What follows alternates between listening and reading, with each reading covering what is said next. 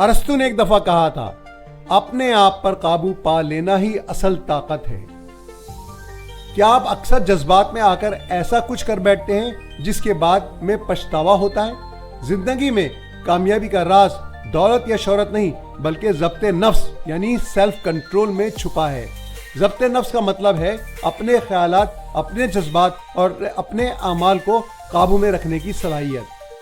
جب آپ کے پاس ضبط نفس ہوتا ہے تو آپ کسی بھی رد عمل سے پہلے رک کر سوچنے اور سمجھنے کے قابل ہوتے ہیں۔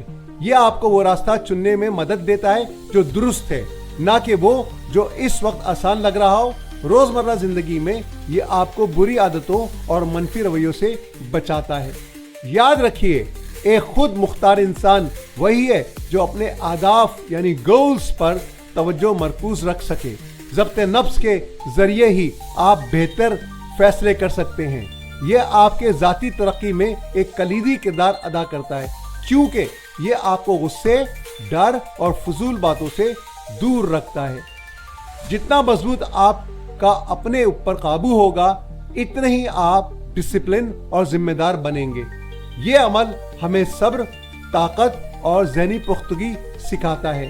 جب آپ خود پر قابو پانا سیکھ لیتے ہیں تو آپ کی سوچ بہتر ہوتی ہے اور آپ کی عادتیں خود بخود سنورنے لگتی ہیں۔